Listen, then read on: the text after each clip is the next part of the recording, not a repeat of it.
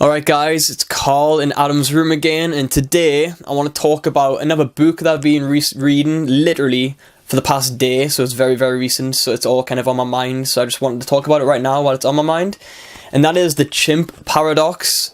I don't remember who it's actually by yet. I think it's Professor so-and-so, but I'll leave that in the bio below. The reason I want to talk about this is because it's something that has really resonated with me and has kind of like a moment where something clicks and you think, oh yeah, this has been the case all along. And basically the Chimp Paradox is the idea that you have your brain is kind of split into two. You have the human half, which is the logical thinking. It bases kind of opinions and responses based on like truth and facts and things like that, everything that's logical essentially.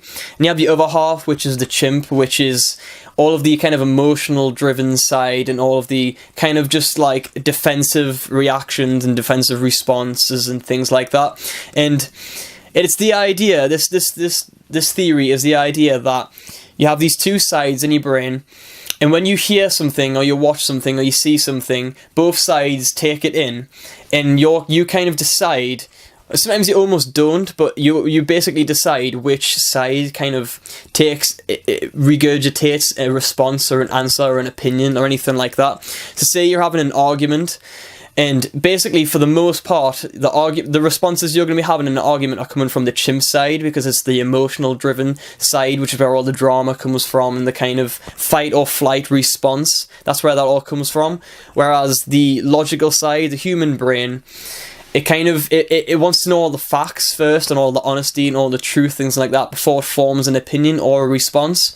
And this is something that it just kind of clicked with me, because there's been so many times that I've been talking to someone and I haven't kind of responded in the way that I should have, or arguing with someone like a parent or a girlfriend or something like that, and my responses haven't been as logical or anything like that when they should have been. And it's the idea that both sides have pros and cons. Obviously, you need the emotional response, the emotional side. You also need the logical side. But it's getting that perfect balance between the two, which is really important. And this book has helped me understand that this is the case, and that this is something that I need to work on, and something that I've kind of almost been struggling with for the past few years, because your chimp side almost takes over and controls the logical side sometimes, which is why you end up in certain situations, because you say something and someone doesn't really take it the right way, or they don't understand. This is kind of coming from that side. Whereas if you were logical all of the time, you would form a good opinion, but it wouldn't be straight away. It wouldn't be like a fight or flight response. And this is basically what I've kind of taken away from this book, and I just wanted to pass that on to you. So I'd really recommend that you check out the Chimp Paradox. I've learned a lot from it so far, and I'm only a few chapters in. I'm going to keep reading it. I might do another video on it at some point, depending on how much more I learn from the book. But I just wanted to pass this on to you today, because it's been on my mind, and I hope that you'll take something away from it. Thank you for watching. I've been Carl from Thoughts in Motion. I'll see you in the next video.